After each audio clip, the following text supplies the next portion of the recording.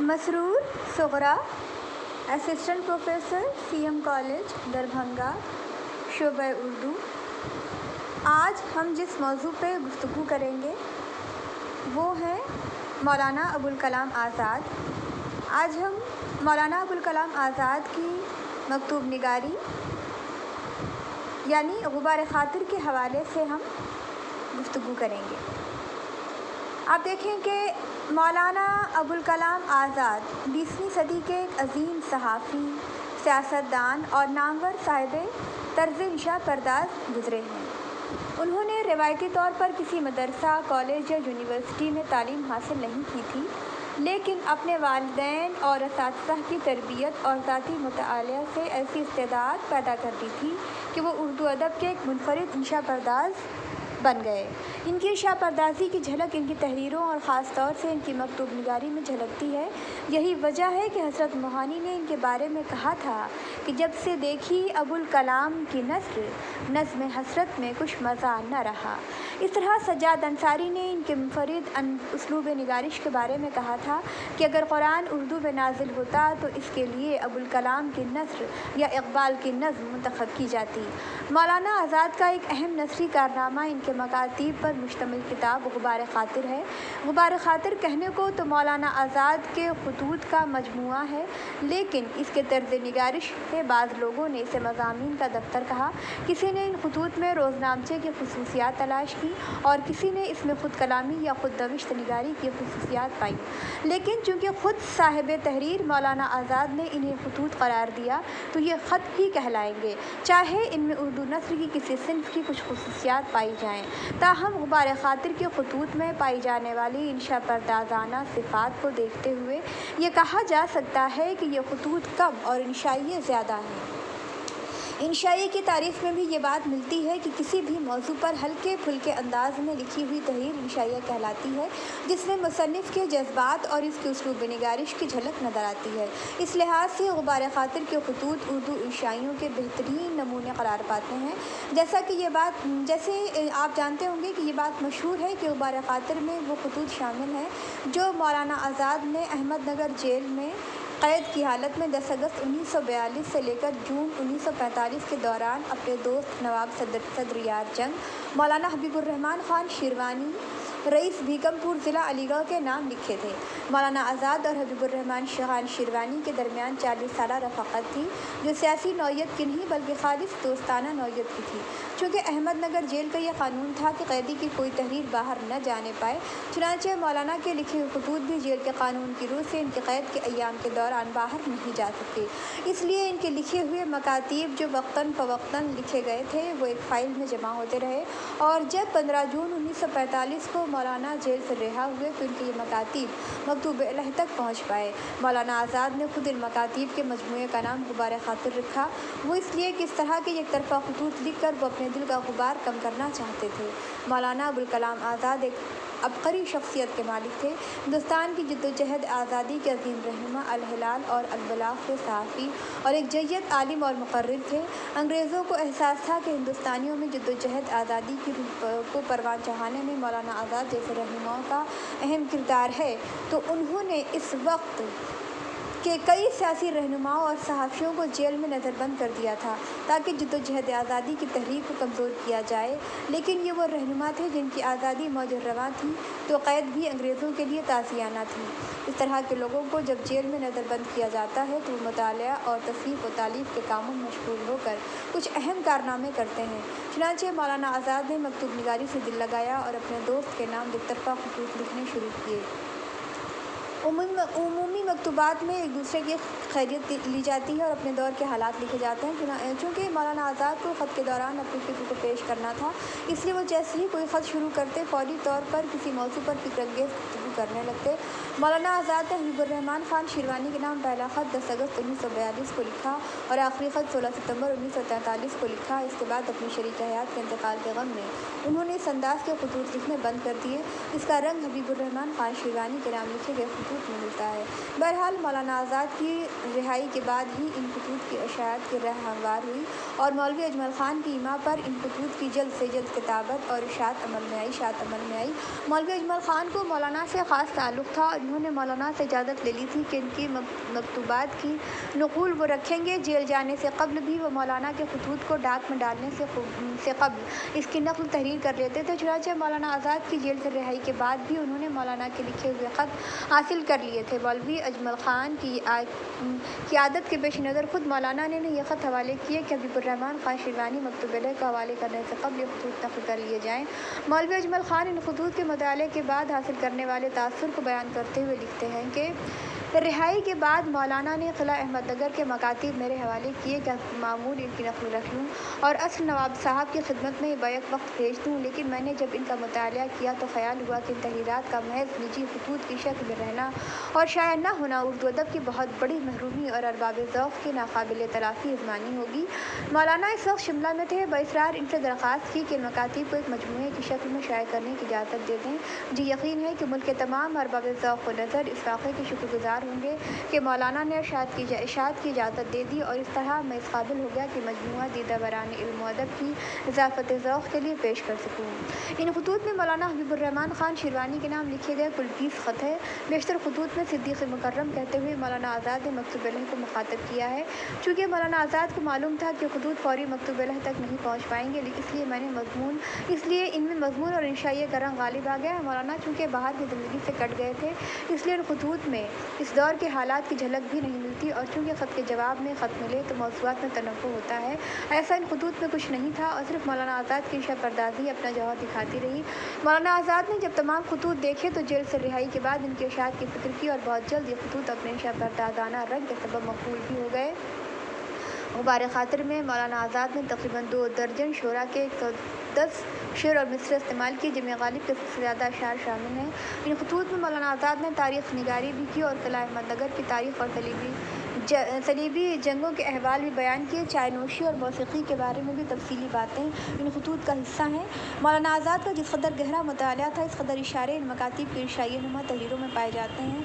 ये ख़ुतूत मौलाना आज़ाद के वसीतर मुताले, इनकी फ़िक्र और इनके मख़सूस तर्ज़ निगारिश का निचोड़ हैं। गुबार ख़ातिर के इब्तदाई ख़ुतूत में मौलाना को जेल लाने के सफ़र का हाल और अहमदनगर की तारीख़ और जेल के माहौल का ज़िक्र किया गया है। बाद के ख़ुतूत में मौलाना की शब-पर्दाज़ाना तहरीरें हैं, जिसमें इन्होंने ज़िंदगी से मुताल्लिक़ मुख्तलिफ़ मौज़ूआत पर इज़हार ख़याल किया है। उन्होंने अपने ख़त में लिखा है कि सिद्दीक़ मुकर्रम क़ैदोबंद की ज़िंदगी का ये छठा तजरबा है। पिछली 5 गिरफ़्तारियों की अगर मजमूई मुद्दत शुमार की जाए तो 7 बरस 8 महीने से ज़्यादा नहीं होगी। उम्र के तरीन हिस्से जो गुजर चुके हैं, इनसे ये मुद्दत वज़ा करता हूँ तो 7वें हिस्से के करीब पड़ती है। गोया ज़िंदगी के हर 7 दिन में एक दिन क़ैद के अंदर गुजारा तो रात के अहकाम अशरा में एक हुक्म सब्त लिए भी था, यानी हफ्ते का 7वां दिन तातील का मुक़द्दस दिन समझा जाए। मसीहियत और इस्लाम ने भी ये तातील कायम कर रखी, सो हमारे हिस्से में भी सब्त का दिन आया, मगर हमारी तातीलें इस तरह बसर हुई। ज़िंदगी में जितने जुर्म किए और इनकी सज़ाएँ पाईं, सोचता हूँ तो इनसे कहीं ज़्यादा तादाद इन जुर्मों की थी जो न कर सके और जिनकी करने की हसरत दिल में रह गई। यहाँ करदा जुर्मों की सज़ाएँ तो मिल जाती हैं, लेकिन नाकर्दा जुर्मों की हसरतों का सिला किससे मांगे।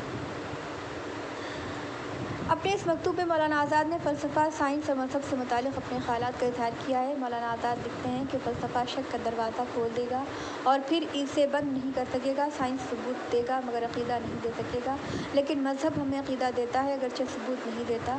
और यहाँ ज़िंदगी बसर करने के लिए सिर्फ साबित शुदा हक़ीक़तों ही की ज़रूरत नहीं है, बल्कि अक़ीदा भी ज़रूरी है। हम सिर्फ इन्हीं बातों पर क़नाअत नहीं कर सकते जिन्हें साबित कर सकते हैं, और इसलिए मान लेते हैं हमें कुछ बातें ऐसी भी चाहिए जिन्हें साबित नहीं कर सकते, लेकिन मान लेना पड़ता है। ज़िंदगी से मुताल्लिक़ फ़लसफ़े को मौलाना ने अपने मकातीब में तफ़सील से बयान किया है और इसमें अपनी इंशा पर्दाज़ी के रंग दिखाए हैं। अपनी इसी मकतूब में मौलाना आज़ाद रक़म तराज़ हैं। जिन बातों को हम ज़िंदगी की राहतों और लज़्ज़तों से ताबीर करते हैं, वो हमारे लिए राहतें और लज़्ज़तें ही कब रहेंगी अगर इन तक़ाज़ों और मक़सदों से मुँह मोड़ लें। बिलाशुबहा यहाँ ज़िंदगी का बोझ उठा के कांटों के फ़र्श पर दौड़ना पड़ा, लेकिन इसलिए दौड़ना पड़ा कि दीबा और महफ़िल के फ़र्श पर चलकर इन तक़ाज़ों का जवाब दिया नहीं जा सकता था। कांटे कभी दामन से उलझेंगे, कभी तलवों में चुभेंगे, लेकिन मकसद की खलिश जो पहलुए दिल में चुभती रहेगी, न दामन तार की खबर लेने देगी, न ज़ख्मी तलवों की। और फिर ज़िंदगी की जिन हालतों को हम राहतों अलम से ताबीर करते हैं, इनकी हकीकत भी इससे ज़्यादा क्या हुई कि अज़ाफ़त के करिश्मों की एक सूरतगरी है। यहाँ मुतलक़ राहत है, न मुतलक़ अलम। हमारे तमाम एहसासात सब तासर इज़ाफ़ी हैं। इज़ाफ़तें बदलते जाओ, राहत व अलम की नौइयतें भी बदलती जाएंगी। राहत अलम का एहसास हमें बाहर से लाकर कोई नहीं दे सकता, ये खुद हमारा ही एहसास है जो कभी ज़ख्म लगाता है, कभी मरहम बन जाता है। तलब उस सही की ज़िंदगी बजाय खुद ज़िंदगी की सबसे बड़ी लज्जत है, बशर्ते कि किसी मतलूब की राह में हो। ज़िंदगी बग़ैर किसी मकसद के बसर नहीं की जा सकती, कोई लगाव, कोई बंधन होना चाहिए जिसकी खातिर ज़िंदगी के दिन काटे जा सकें। यकसानी अगरचे सुकून और राहत की हो, यकसानी हुई और यकसानी बजाय खुद ज़िंदगी की सबसे बड़ी बेनमकी है। तब्दीली अगरचे सुकून से इज़्तिराब की हो, मगर फिर तब्दीली है और तब्दीली बजाय खुद ज़िंदगी की एक बड़ी लज्जत हुई। यहाँ ज़िंदगी का मज़ा भी इन्हीं को मिल सकता है जो इसकी शीरीनियों के साथ साथ उसकी तलखियों के भी घूंट लेते रहते हैं और इस तरह ज़िंदगी का जायका बदलते रहते हैं। वरना वो ज़िंदगी क्या जो एक ही तरह की सुबह और एक ही तरह की शामों में बसर होती है। यहाँ पाने का मज़ा इन्हीं को मिल सकता है जो खोना जानते हैं। जिन्होंने कुछ खोया ही नहीं, इन्हें क्या मालूम कि पाने के मानी क्या होते हैं। आप देखें कि 15 अगस्त 1962 को लिखे गए मकतूब में मौलाना आज़ाद ने किला अहमदनगर की जेल में अपने शब रोज़ का हाल बयान किया है। इसमें सुबह जल्द बेदार होने के ताल्लुक़ से फ़िक्रअंगेज़ बातें कही हैं। मौलाना आज़ाद लिखते हैं कि वही सुबह 4 बजे का जाफ़ज़ा वक्त है, सुराही लबरेज़ है और जाम आमादा है। एक दौर ख़त्म कर चुका हूँ, दूसरे के लिए हाथ बढ़ाता हूँ। सुबह का जाफ़ज़ा वक्त हो और चीन की बेहतरीन चाय के पैदर पे फंजान। आज 3 बजे से कुछ पहले आँख खुल गई थी, सहन में निकला हूँ तो हर तरफ सन्नाटा था। सिर्फ अहाता के बाहर पहरेदार की गश्त बाज़गश्त की आवाज़ें आ रही थीं। सोचता हूँ तो ज़िंदगी की बहुत सी बातों की तरह इस मामले में सारी दुनिया से उल्टी चाल मेरे हिस्से में आई। दुनिया के लिए सोने का वक्त जो सबसे बेहतर हुआ, वही मेरे लिए बेदारी की असल पूंजी हुई। लोग इन घड़ियों को इसलिए अजीज़ रखते हैं कि मीठी नींद के मज़े लें, मैं इसलिए अजीज़ रखता हूँ कि तल्ख़ कामियों से लज़्ज़त-याब होता रहूँ। एक बड़ा फ़ायदा इस आदत से ये हुआ कि मेरी तन्हाई में अब कोई खलल नहीं डाल सकता। मैंने दुनिया को ऐसी जुर्रतों का सिरे से मौका ही नहीं दिया। जब वो जागती है तो मैं सोता हूँ और जब वो सो जाती है तो मैं उठता हूँ। एक बड़ा फ़ायदा इससे ये हुआ कि दिल की अंगीठी हमेशा गर्म रहने लगी। सुबह की सिफत में थोड़ी सी आग जो सुलग जाती है, इसकी चिंगारियाँ बुझने नहीं पाती, राख के तले दबी दबाई काम करती रहती हैं। इस सहर खेज़ी की आदत के लिए वालिद मरहूम का मिन्नतगुज़ार हूँ। इनका मामूल था कि रात के पिछले पहर हमेशा बेदारी में बसर करते, बीमारी की हालत में भी इस मामूल में फ़र्क नहीं आया। फरमाया करते थे कि रात को जल्द सोना और सुबह जल्द उठना ज़िंदगी की सआदत की पहली अलामत है। मेरी अभी 10-11 बरस की उम्र होगी। ये बातें काम कर गई थीं। बचपने की नींद सर पर सवार रहती थी, मगर मैं इससे लौटता रहता था। सुबह अंधेरे में उठता और शम्मा रोशन करके अपना सबक याद करता था। मौलाना आज़ाद को जिस तरह सुबह उठने की आदत थी, इसी तरह चाय पीने की भी बहुत ज़्यादा आदत थी। जेल में इन्हें सलीक़े से चाय बना कर देने वाला कोई न था, इसलिए मौलाना आज़ाद खुद अपने हाथ से चाय बनाते और पै दर पै चाय पीते। अपने एक ख़त में उन्होंने अपनी चाय नोशी की आदत पर तफसील से रोशनी डाली है। मौलाना आज़ाद लिखते हैं कि आपको मालूम है, मैं हमेशा सुबह 3 बजे से 4 बजे के अंदर उठता हूँ और चाय के हम फिंजानों से जाम सुबूही का काम लिया करता हूँ। ये वक्त हमेशा मेरे औक़ात ज़िंदगी का सबसे ज़्यादा पुरकैफ वक्त होता है, लेकिन क़ैद खाने की ज़िंदगी में तो इसकी सरमस्तियाँ और ख़ुद फरामोशियाँ एक दूसरा ही आलम पैदा कर देती हैं। यहाँ कोई आदमी ऐसा नहीं होता जो इस वक्त ख्वाबालूद निगाहें आँखें लिए हुए उठे और करीना से चाय बना कर मेरे सामने धरे, इसलिए ख़ुद अपने दस्त शौक़ की सरगर्मियों से काम लेना पड़ता है। मैं इस वक्त बादा कोहन के शीशा की जगह चीनी चाय का ताज़ा डिब्बा खोलता हूँ और एक माहिर फ़न की दक़ीक़ा संजियों के साथ चाय दम देता हूँ। फिर जाम सुराही को मेज़ पर दाहिनी तरफ जगह दूँगा कि इसकी अवलियत इसी की मुस्तहिक़ हुई। कलम कागज़ को बाईं तरफ रखूँगा कि सरूद सामान कार में इनकी जगह दूसरी तरफ हुई। फिर कुर्सी पर बैठ जाऊँगा और कुछ न पूछिए कि बैठते ही किस आलम में पहुँच जाऊँगा। किसी बादा गुज़ार ने शैम्पियन और बोर्ड के तहखानों के अरक़ कोहन साल में भी वो कैफ़ सुरूर कहाँ पाया होगा जो चाय की इस दौर सुबहगाही का हर घूंट मेरे लिए मुहैया करता है। मौलाना आज़ाद को अंदाज़ा था कि चाय पीने के बाद इंसान ताज़ा दम हो जाता है और एक शायर की तरह एक अदीब के कलम से भी नए नए ख़यालात ज़ाहिर होना शुरू हो जाते हैं। चुनांचे मौलाना सुबह अपने मामूलात से फारिग होकर लिखने बैठ जाते थे और एक मुफ़क्किर की तरह फ़लसफ़ियाना बातें लिखते थे। अपनी चाय नोशी के ज़िक्र के बाद एक मरतबा फिर मौलाना आज़ाद ने ज़िंदगी से मुताल्लिक़ फ़लसफ़ा इन अल्फाज में बयान किया है कि लोग हमेशा इस खोज में लगे रहते हैं कि ज़िंदगी को बड़े बड़े कामों के लिए काम में लाएं, लेकिन नहीं जानते कि यहाँ एक सबसे बड़ा काम कुल ज़िंदगी हुई, यानी ज़िंदगी को हंसी खुशी काट देना। यहाँ इससे ज़्यादा सहल काम कोई न हुआ कि मर जाइए और इससे ज़्यादा मुश्किल काम कोई न हुआ कि ज़िंदा रहिए। जिसने ये मुश्किल हल कर ली, इसने ज़िंदगी का सबसे बड़ा काम अंजाम दे दिया। मुबारक खातिर सफ़ा 102। 5 दिसंबर 1942 को लिखे गए एक मकतूब में मौलाना आज़ाद ने मुसलमानों की हालत पर मुफ़क्किराना ख़यालात बयान किए हैं। ہیں اور دوران خط حضرت رابعہ بصری کا ایک واقعہ نقل کیا ہے کہ رابعہ بصری پہلے طبقہ کی صوفیہ میں شمار کی گئی ہیں۔ دوسری صدی ہجری میں یعنی 8ویں صدی مسیحی میں ان کا انتقال ہوا۔ ان کے حالات میں لکھا ہے، ایک دن اسی عالم میں گھر سے نکلی، ایک ہاتھ میں آگ کا برتن تھا، دوسرے میں پانی کا کوزہ تھا۔ لوگوں نے پوچھا کہ کہاں جا رہی ہو؟ جواب دیا کہ آگ سے جنت کو جلا دینا چاہتی ہوں، پانی سے دوزخ کی آگ بجھا دینا چاہتی ہوں تاکہ دونوں ختم ہو جائیں اور پھر لوگ خدا کی عبادت خدا کے لیے کریں، جنت اور دوزخ کی طمع اور خوف سے نہ کریں۔ مبارک خاطر صفحہ 169۔ ایک مکتوب میں مولانا آزاد نے چائے اور چائے کی اقسام کے بارے میں دلچسپ معلومات پیش کی ہیں۔ مولانا آزاد لکھتے ہیں کہ چائے چین کی پیداوار ہے اور چینیوں کی تصریح کے مطابق 1500 برس سے استعمال کی جا رہی ہے، لیکن وہاں کبھی کسی کے خواب و خیال میں بھی یہ بات نہیں گزری کہ اس جوہر لطیف کو دودھ کی کثافت سے آلودہ کیا جا سکتا ہے۔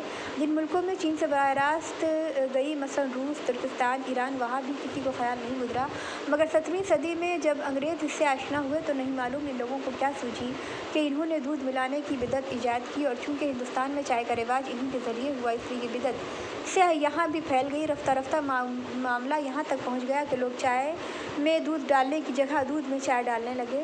لوگ چائے کی جگہ ایک سیال حلوہ بناتے ہیں، کھانے کی جگہ پیتے ہیں۔ مبارک خاطر صفحہ 191۔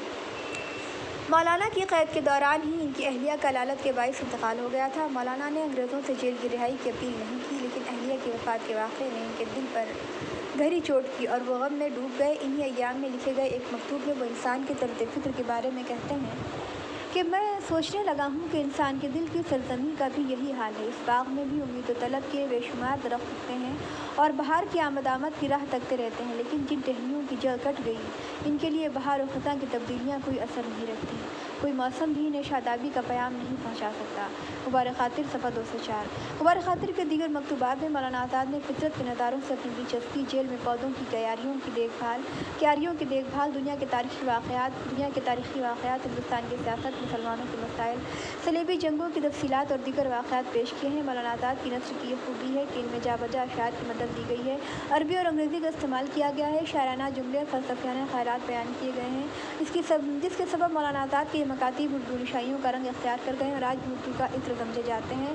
رشید احمد صدیقی نے مبارک خاطر کی اسلوب نگارش کے بارے میں لکھا تھا کہ مبارک خاطر کا اسلوب اردو میں نامعلوم مدت تک زندہ رہے گا، اکثر بے اختیار جی چاہنے لگ جاتا ہے، کاش اس اسلوب کے ساتھ مولانا کچھ دن اور جیے ہوتے، پھر ہمارے ادب میں کیسے کیسے نثری نثرن اپنی بہار دکھاتے اور خود مولانا کے جذبہ تخیل بھی کیسی کیسی کلیاں شگفتہ ہوتی۔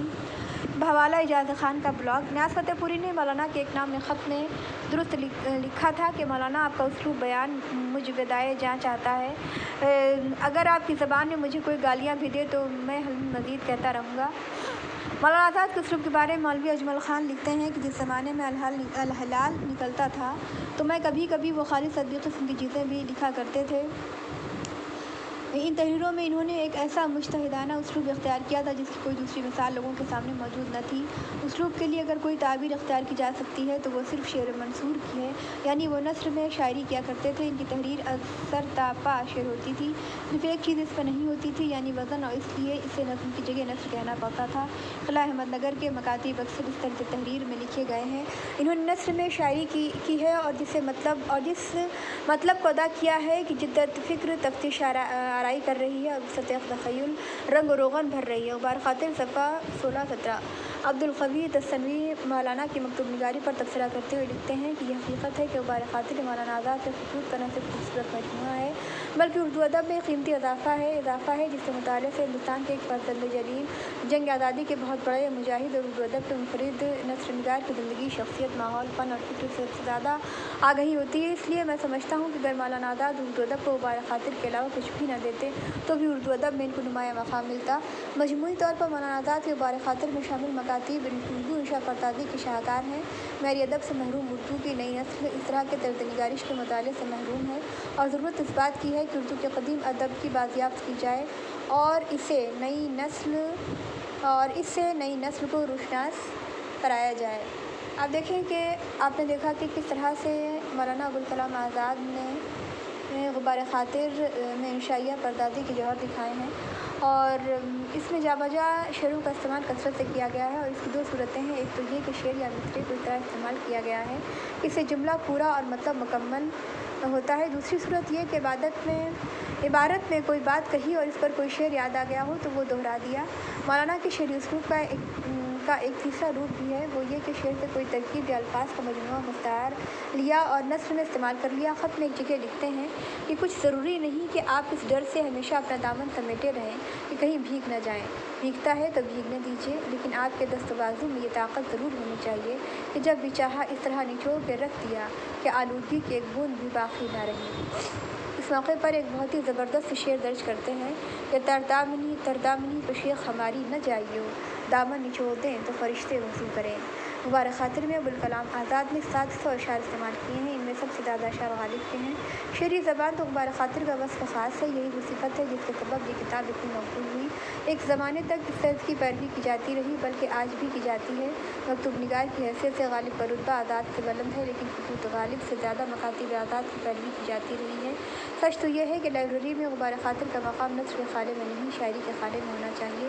مبارک خاطر میں قدم قدم پر ایسے جملے ملتے ہیں جنہیں شعر کہنا زیادہ درست ہے۔ ان جملوں کو پڑھ کر قاری کے منہ سے اس طرح سے بے ساختہ داد نکلتی ہے جیسے غزل کو شعر سن کر ہی نکل سکتی ہے۔